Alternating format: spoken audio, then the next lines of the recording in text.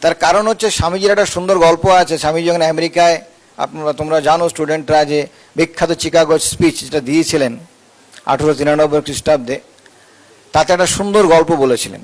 সেটা হচ্ছে কুঁয়োর ব্যাঙের গল্প। আমাদের সমাজের 90% মানুষ আমরা কুঁয়োর ব্যাঙ। কুঁয়োর ব্যাঙ মানে আমরা মনে করি যে আমাদের জগৎটাই জগৎ, এর বাইরে কোনো জগৎ নেই। এবং এটা একটা মানসিক ব্যাধি। স্বামীজি সেখানে দাঁড়িয়ে বললেন যে এই জগতের বিভিন্ন ধর্মমতাবলম্বী লোক, বিভিন্ন মতের লোক, বিভিন্ন সমাজের লোক, বিভিন্ন ভাবের লোক, বিভিন্ন দেশের লোক, তারা এই একটা ব্যাধিতে ভুগছে। তারা মনে করছে যে আমরা যেটা ভাবছি এটাই ঠিক, এর বাইরে কিছু নেই।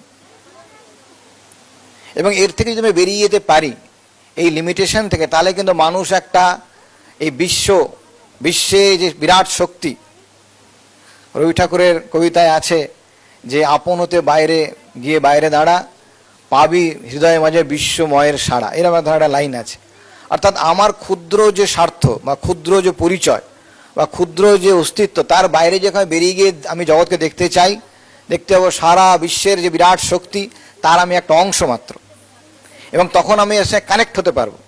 সেই কানেক্ট হতে পারলে আমার এই ক্ষুদ্র শক্তি বিরাট শক্তিতে পরিণত হবে। অর্থাৎ এক ফোঁটা জল সমুদ্রে যখন মিশে যায়, সমুদ্রে জল হয়ে যায়। আমরা সবাই এই সংসারে এক ফোঁটা জলের মতো। আমরা যদি এই সমুদ্রের সঙ্গে বিশাল যে শক্তি সারা বিশ্বব্যাপী চলছে, আমরা এখানে আছি বুঝতে পারছি না, আমাদের প্রত্যেকের মধ্যে হার্টবিট চলছে, সবার মধ্যে হার্টবিট চলছে, তার জন্য আমরা বেঁচে আছি। আবার পৃথিবী ঘুরছে, তার একটা হার্টবিট আছে, পৃথিবী ঘোরা বন্ধ ধ্বংস হবে। আবার সোলার সিস্টেম ঘুরছে, সারা বিশ্ব ঘুরছে।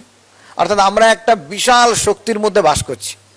কিন্তু সেই শক্তির খুব কণিকা মাত্র আমরা জানতে পারি বা জানার চেষ্টা করি।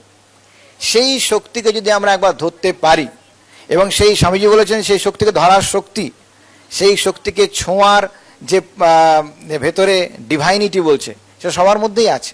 কিন্তু আমরা তার দিকে যাই না। আমরা আমাদের দৈনন্দিন যে চাহিদা, কী করে আমি একটু পড়াশোনা করব, আর একটু নয় গার্জেনের হয় ভালো রেজাল্ট করলাম, বা একটা হয়তো ভালো চাকরি পাবো, বা হয়তো আমার একটা নাম ডাক হবে, এই পর্যন্ত। কিন্তু আমি যদি একটা সেই মহান শক্তির সঙ্গে যোগাযোগ করতে পারি, তাহলে আমি নিজেই সে বিশাল শক্তির স্বরূপ হই। এবং এই সম্ভাবনা সবার মধ্যেই আছে।